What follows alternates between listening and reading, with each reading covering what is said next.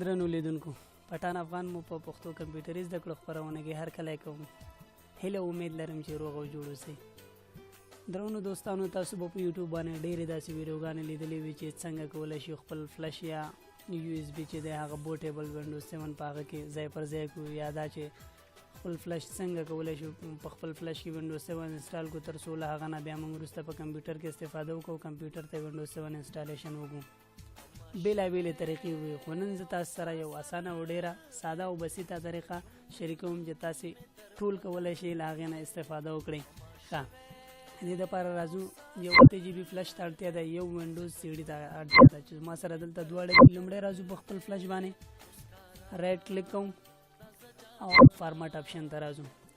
په فارمټ آپشن کې تاسې ګورئ چې موږ سره 8 GB ریم دی، 8 GB فلش دی او دلته چې FAT32 دی دې باندې کلیک کوو، دا NTFS فایل کوو. له هغه وروسته دلته راځو موږ که هره وینډو که هغه وینډوز 7 وي 8 وي یا وینډوز 8 وي یا وینډوز لس وي انسټالوو نو د هغه نوم دلته لیکو. فرض که زه دلته وینډوز 7 انسټالوم نو وین 7 لیکم وین 7 او له هغې وروسته فارمټ وکړم. ښه اوکې کوم تر څو زموږ فلش فارمټ شي.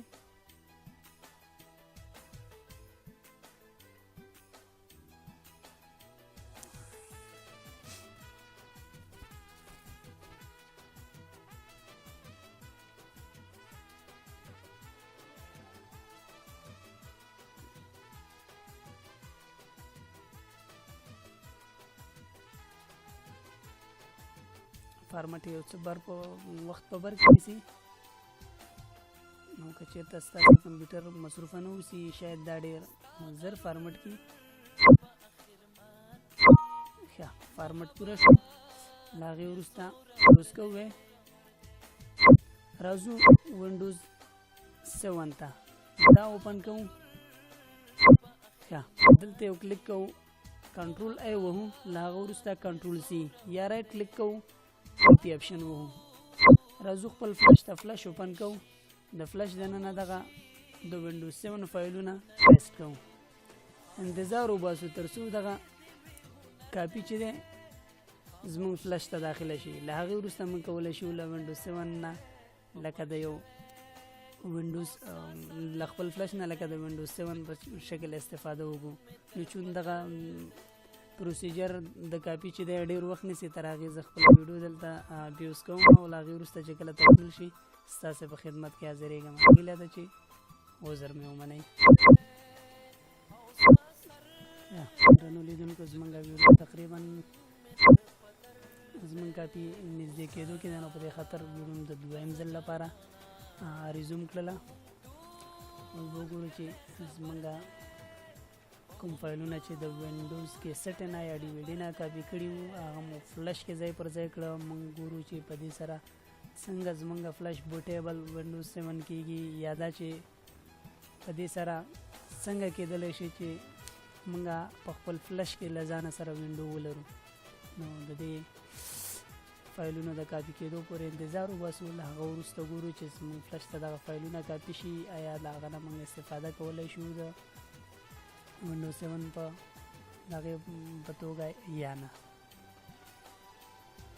ګورو که چېرته موږ ټول فایلونه په دقیقه توګه کاپي کړي اوسي نو خامخا زموږ دغه طریقه د وینډوز 7 د انسټالیشن کې په درد خوړلی شي او تاسې کولی شئ په اسانۍ سره په یو فلش کې وینډوز 7 کاپي کړئ او له هغې نه انسټالیشن کې استفاده وکړئ.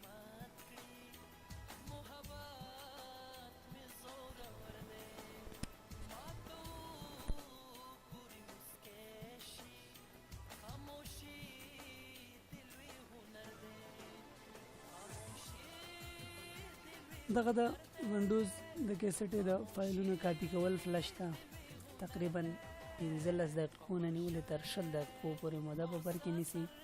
نو یو څه د سړي سینې کار دی، انتظار به ورته وباسئ تر څو کاپي شي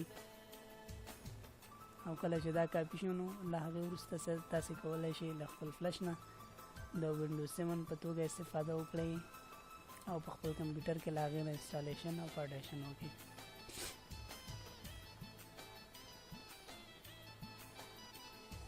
یو سیکنډ پاتې شو او وروستی فایل دی دا هم تقریبا د رسېدو په حالت کې دی دا دی ورسېده د دې وروسته راځو اوس ګورو چې زمونږ هغه فلش چې تر اوسه موږ فارمټ کړی اوس تقریبا زیات اندازه د وینډو د هغې نیولې ده او د هغه وروسته تاسې ګورئ دلته چې مکمل د هغه د وینډوز 7 فایلونه کاپي شوي دي دلته نو له دې نه موږ کولی شو د وینډوز 7 د انسټالیشن په توګه انسټالر په توګه استفاده وکړو ځکه دا یو بوټیبل فلش ټول دی وروسته او له دې وروسته تاسو کولی شئ له ده نه استفاده وکړئ یو وینډو کیسټه پر ځای د ده نه ګټه واخلئ او په خپل انسټالیشن کې ترې استفاده وکړئ درنو لیدونکو که چېرته زموږ د خپرونې په هکله نیک پیشنهادات نظرونه وړاندیزونه غوښتنې یا نیوکې لرئ کولی شئ له موږ سره یې د کومنټ له لارې شریک کړئ تر څو موږ په آینده کې هغه په خپله خپرونه کې ځای پر ځای کړو له هغه نه استفاده وکړو په نیکو